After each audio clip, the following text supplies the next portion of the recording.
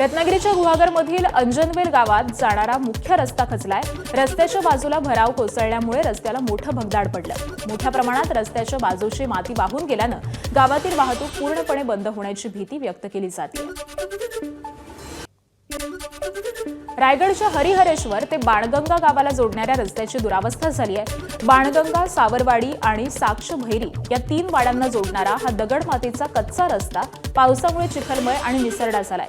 रस्ता धोकादायक बनल्यामुळे वाहन चालकांना वाहन चालवताना कसरत करावी लागते। शाळकरी मुलं, नोकरदार आणि वयोवृद्ध नागरिकांना मोठा त्रास सहन करावा लागतोय। प्रशासनानं याकडे गांभीर्यानं लक्ष द्यावं अशी मागणी होतीये। साताऱ्याच्या पुणे-बंगळुरू राष्ट्रीय महामार्गावरती नागाठाणे गावाच्या हद्दीमध्ये मुख्य रस्त्यावर अचानक मोठं भगदाड पडलं। विशेष म्हणजे अवघ्या 2 महिन्यांपूर्वीच या रस्त्याचं काम पूर्ण झालं होतं। त्यामुळे राष्ट्रीय महामार्ग प्राधिकरणाच्या कामाच्या दर्जावरती प्रश्नचिन्ह निर्माण झालंय। जागरूक प्रवाशांच्या सतर्कतेमुळे भीषण अपघात टळला। प्रशासनानं घटनास्थळी तात्काळ बॅरिकेड्स लावून ती मार्गिका वाहतुकीसाठी बंद केली। लातूरच्या हरंगुळ खुर्द गावामध्ये रस्त्यासाठी ग्रामस्थांचा उद्रेक पाहायला मिळाला। हरंगुळ खुर्द इथल्या मुख्य रस्त्याची अत्यंत दुरावस्था झाली आहे। या रस्त्याच्या नूतनीकरणाचं भूमिपूजन 1.5 वर्षांपूर्वीच झालं, मात्र अद्याप प्रत्यक्ष कामाला सुरुवात न झाल्यामुळे ग्रामस्थ संतप्त आहेत। या निषेधार्थ ग्रामस्थांनी लातूरमधील सार्वजनिक बांधकाम विभागाच्या कार्यालयासमोर अर्धनग्न आंदोलन केलं। रस्त्याचं काम तातडीनं सुरू न केल्यास आंदोलन अधिक तीव्र करण्याचा इशारा आंदोलकांनी दिलाय। बातमी आहे नाशिकमधून। त्र्यंबकेश्वरमधून संत निवृत्तीनाथ महाराज देवस्थानच्या पालखीचं आषाढी निमित्त पंढरपूरच्या दिशेला प्रस्थान झालंय। वारीत विडेकरी, टाळकरी यासह 50हून अधिक दिंड्या आणि 15,000 वारकरी सहभागी झालेत। प्रारंभी संत निवृत्तीनाथ देवस्थान मंदिरात निवृत्तीनाथ महाराज यांच्या मुखवट्याचं त्याचबरोबर रथाचं विधिवत पूजन करण्यात आलं। रथ देवस्थानच्या आवाराबाहेर आल्यानंतर कुंभमेळा मंत्री गिरीश महाजनांनी रथाचं सारथ्य केलं। यावेळी देवस्थानचे अध्यक्ष राहुल महाराज साळुंके यांच्यासह आमदार हिरामण घोसकर, खासदार राजाभाऊ वाजे उपस्थित होते। मनसे युवा नेते अमित ठाकरे तर वारकऱ्यांच्या वेशामध्ये या पालखी सोहळ्यात सहभागी झाले होते। वाशिमच्या शेगावच्या संत गजानन महाराजांची पालखी सध्या वाशिम जिल्ह्यात असून आज संध्याकाळी रिसोड शहरात दाखल होणार आहे। पालखीतील वारकरी, सेवाधारी आणि भाविकांसाठी रिसोडमध्ये गेल्या 15 दिवसांपासून तब्बल 40,000 बुंदीच्या लाडूंचा प्रसाद तयार करण्यात आलाय।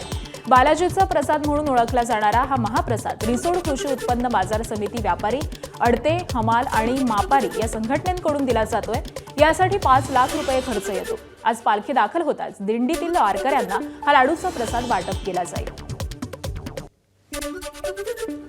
खासदारांच्या बंडखोरीमुळे आणि पुन्हा एकदा ऑपरेशन टायगरच्या चर्चेमुळे कोंडीत सापडलेल्या उद्धव ठाकरेंनी एक वक्तव्य केलंय, ज्यामुळे महाराष्ट्राचं राजकारण पुन्हा रंगलंय।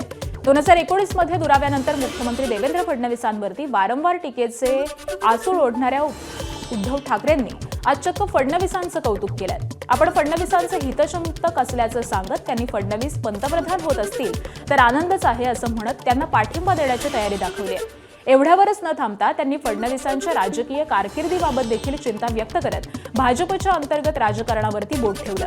भाजपच्या राष्ट्रीय राजकारणामध्ये फडणवीसांचं स्थान आणि त्यांच्या विरोधात पक्षांतर्गत काही शक्ती सक्रिय असल्याचे संकेत त्यांनी आपल्या वक्तव्यातून दिले। ऑपरेशन टायगर हे फडणवीसांचे पंख कापण्यासाठी असल्याचं गेल्या काही दिवसांपासून उद्धव ठाकरे सांगतायत आणि त्यामुळे ठाकरेंच्या या वक्तव्यामागचं राजकारण काय आहे याची चर्चा रंगली।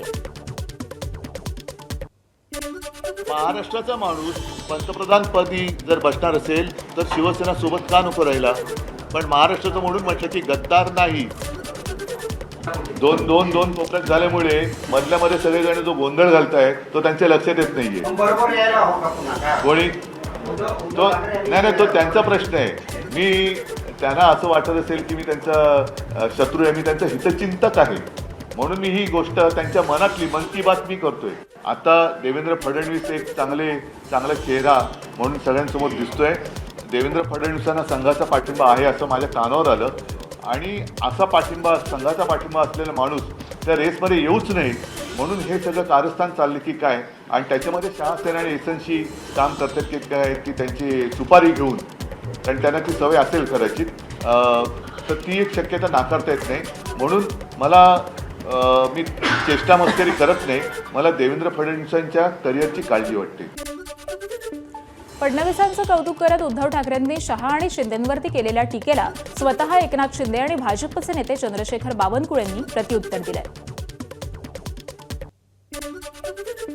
आता हिंदुत्वाची बेईमानी कोणी केली, बाळासाहेबांच्या विचारांची बेईमानी कोणी केली, देवेंद्रजींच्या बद्दल आता जे बोलताय त्या पद्धतीने म्हणजे तुम्हाला सांगतो या देवेंद्रजींच्यावर कुठे गुन्हे दाखल करणारे हेच होते, त्यांच्या सागर बंगल्यावर पोलीस पाठवणारे देखील हेच होते.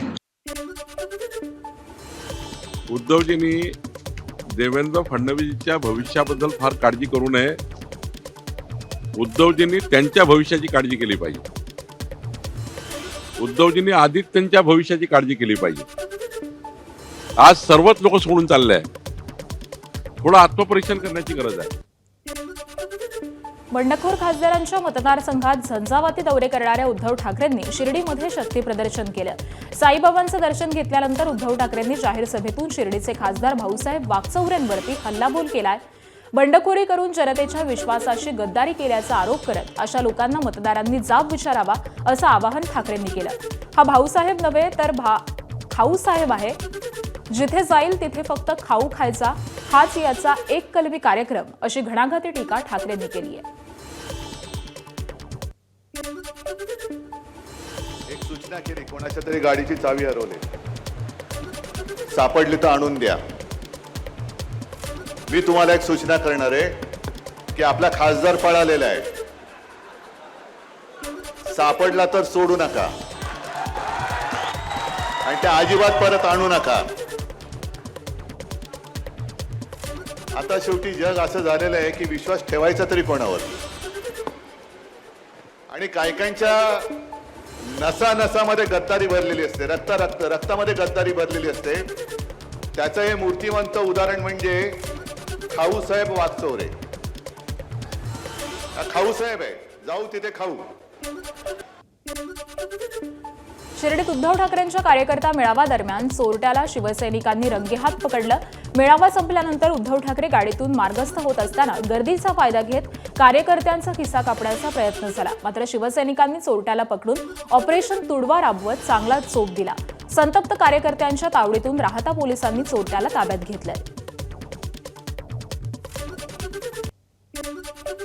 उद्धव ठाकरेंच्या यवतमाळमधील सभेनंतर दुसऱ्याच दिवशी ठाकरेंच्या शिवसेनेला मोठं खिंडार पडलं. खासदार संजय देशमुख यांनी शिवसेनेमध्ये प्रवेश केल्यानंतर उद्धव ठाकरेंनी यवतमाळ गद्दारांना जाब विचारण्याचं आवाहन केलं. मात्र सभेनंतर काही तासाच मध्ये जिल्ह्यातील 15 पदाधिकाऱ्यांनी एकाच वेळी राजीनामे दिले. उपजिल्हाप्रमुख राजेंद्र थोटे, तालुका प्रमुख गजानन पाटील यांच्यासह अनेकांनी राजीनामे देताना विकास निधीसाठी संजय देशमुख आणि पालकमंत्री संजय राठोड यांच्या नेतृत्वाखाली जात असल्याचं स्पष्ट केलं. उद्धव साहेबाच्या सभेला हजर नव्हतो आणि आम्ही सभा होऊ द्यावं म्हटलं, नंतर राजीनामे देऊन टाका. कारण राजीनाम्याचा जो विषय आहे का, आमचा कोणावर काही जोश नाही आहे. आम्ही राजीनामे आम्ही स्वतःच्या मर्जीने दिले आहे. आणि विकासाचा मुद्दा म्हटलं तर सत्ता असल्याशिवाय विकास होणार नाही.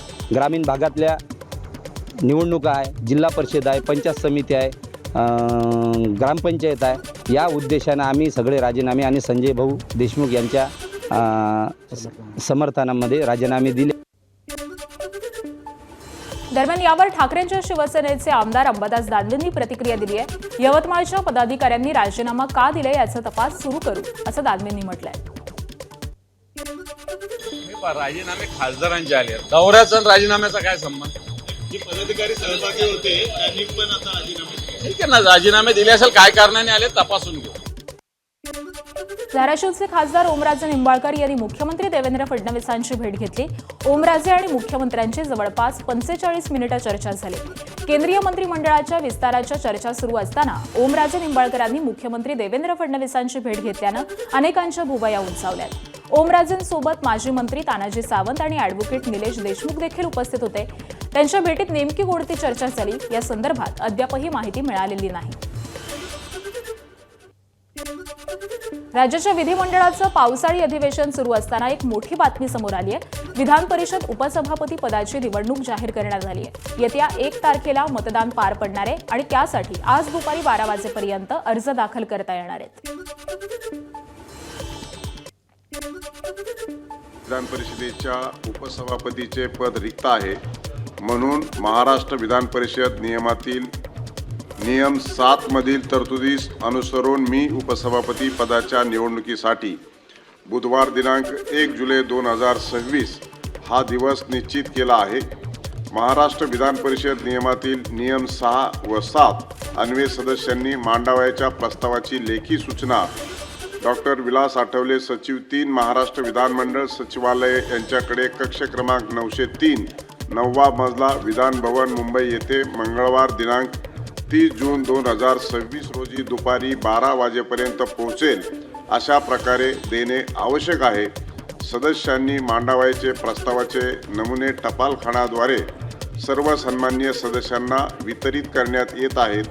प्राप्त झालेल्या प्रस्तावाच्या सूचनांची नामनिर्देशनाची पत्रांची छाननी मंगळवार दिनांक 30 जून 2026 रोजी दुपारी 1 वाजता होईल. उपसभापतींची निवडणूक बुधवार दिनांक 1 जुलै 2026 रोजी घेण्यात येईल. विधान परिषद उपसभापती पदाच्या निवडणुकीआधी महायुतीत जोरदार हालचाली सुरू झाल्यात. महायुती भाजपचे संख्याबळ सर्वाधिक असलं तरी उपसभापती पद शिवसेनेलाच मिळणार असल्याची सूत्रांची माहिती आहे. मात्र शिवसेनेत या पदासाठी मोठी चुरस आहे. कृपाल तुमाने, चंद्रकांत रघुवंशी, मनीषा कायंदे यांच्यामध्ये चढाओढ असली तरी माजी उपसभापती नीलम गोऱ्हे प्रबळ दावेदार मानल्या जातात. एकनाथ शिंदे यांना उपसभापती निवडणुकीमध्ये मोठं सरप्राईज देण्याच्या तयारीत असल्यानं पदाची माळ कोणाच्या गळ्यात पडणार याकडे आता सगळ्यांचंच लक्ष लागलंय. भाजपचे ज्येष्ठ नेते सुधीर मुनगंटीवार यांना मोठा धक्का बसलाय. चंद्रपूर भाजपच्या ग्रामीण कार्यकारिणीला प्रदेशाध्यक्ष रवींद्र चव्हाण यांच्याकडून स्थगिती देण्यात आली आहे. 4 जूनला भाजपची जिल्हा ग्रामीण कार्यकारिणी जाहीर झालेली होती. मात्र ही कार्यकारिणी घोषित होताच भाजपमध्ये मुनगंटीवार विरोधकांमध्ये तीव्र नाराजी उफाळून आली. कार्यकारिणीमध्ये फक्त सुधीर मुनगंटीवार समर्थकांनाच जागा देण्यात आली आहे. या विरोधामध्ये सर्वच मुनगंटीवार विरोधकांनी एकत्र येत प्रदेशाध्यक्ष रवींद्र चव्हाण आणि महाराष्ट्र प्रभारी शिवप्रकाश यांची भेट घेतली आणि कार्यकारिणीवरती आक्षेप नोंदवला. विशेष म्हणजे या आक्षेपांवरती कारवाई करत चंद्रपूर जिल्ह्याच्या इतिहासात पहिल्यांदाच ग्रामीण कार्यकारिणीला स्थगिती देण्यात आली आहे. चंद्रपूर भाजपचे ग्रामीण जिल्हाध्यक्ष हरीश शर्मा हे मुनगंटीवार समर्थक असून ग्रामीण जिल्हाध्यक्षांच्या कार्यकारिणीला स्थगिती देत प्रदेश संघटनेनं सुधीर मुनगंटीवार यांना मोठा धक्का दिलाय. सांगली महापालिकेच्या महासभेत जोरदार राडा झाल्याचं पाहायला मिळालं. जागतिक बँकेच्या निधीवरून विरोधी पक्षनेते मंगेश चव्हाण यांनी महासभेमध्ये थेट महापौरांसमोरील राजदंडच पळवलाय. 611 कोटींच्या महापूर नियंत्रण प्रकल्पाच्या आराखड्यावरून सत्ताधारी भाजप आणि काँग्रेसमध्ये खडाजंगी झाली.